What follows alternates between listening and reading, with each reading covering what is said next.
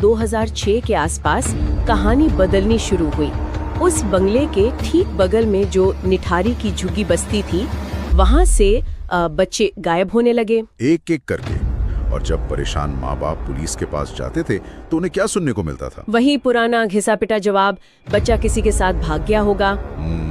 ये सिर्फ लापरवाही नहीं थी, ये एक तरह से उस सिस्टम की सोच दिखाता है जो मतलब गरीब लोगों की शिकायतों को कभी गंभीरता से लेता ही नहीं। और इसी वजह से महीनों तक कुछ नहीं हुआ, बच्चे गायब होते रहे। हाँ, और इस पूरी कहानी के जो दो मुख्य किरदार थे, एक तो बंगले का मालिक मनिंदर सिंह पंधेर और दूसरा उसका नौकर सुरिंदर कोली, उन पर किसी को शक तक नहीं था। फिर तारीख आती है 29 दिसंबर 2006, जब लोगों का दबाव इतना बढ़ा कि पुलिस को आखिर में उस बंगले के पीछे वाला नाला खोदना ही पड़ा। और उस नाले से जो निकला वो किसी के भी बुरे सपने से कहीं ज्यादा भयानक था। क्या क्या मिला था वहाँ? खोपड़ियाँ, इंसानी हड्डियाँ, बच्चों के फटे पुराने कपड़े, उनके स्कूल बैग्स। वो नाला मतलब एक कब्रगाह बन चुका था। और उसी पल सबको समझ आ गया कि जो बच्चे गायब हुए थे वो अब कभी वापस नहीं आएंगे।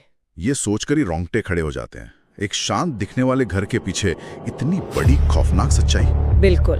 इसके बाद पुलिस ने जांच शुरू की और दावा किया कि नौकर सुरिंदर कोली, उसने अपना जुर्म कबूल कर लिया। कबूल कर लिया? हाँ, और कोली का जो ये कबूलनामा था वो भारतीय पुलिसिंग का एक क्लासिक पैटर्न दिखाता है। मतलब ये कि केस को जल्दी से बंद करने के लिए एक आसान टारगेट ढूंढो और उससे जुर्म कबूल करवा लो, भले ही वो बाद में कोर्ट में टिके या ना टिके। तो पुलिस की थ्योरी क्या थी? कोली ने ये सब क्यों और कैसे किया? थियरी ये की कि कोली बच्चों को किसी बहाने से बहला फुसलाकर घर में लाता था, उनकी हत्या करता था और फिर उनके शरीर के टुकड़े करके नाले में फेंक देता था। और नरभक्षण की बातें भी तो सामने आई थी। हाँ, उन रिपोर्ट्स ने तो इस केस को और भी ज्यादा खौफनाक बना दिया था। लेकिन सवाल तो यही उठता है ना कि सारा इल्जाम सिर्फ एक नौकर पर। क्या ये मुमकिन है कि एक आदमी अकेले इतने सारे बच्चों की हत्या करता रहा और घर में पड़ोस में किसी को कानो कान खबर तक नहीं हुई? यही सबसे बड़ा सवाल था। सामाजिक कार्यकर्ताओं ने, वकीलों ने, सब ने यही पूछा कि इतने बड़े घर में मालिक को कुछ पता ही न चले, ये कैसे हो सकता है? बिल्कुल।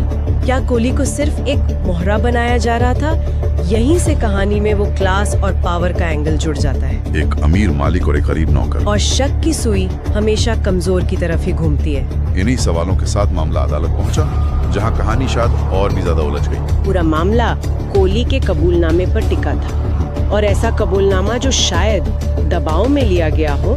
क्या वो 16 हत्याओं का बोझ उठा सकता है? सबूत तो होंगे कुछ। सबूत बहुत कमजोर थे, जैसे हर पीड़ित के अवशेष को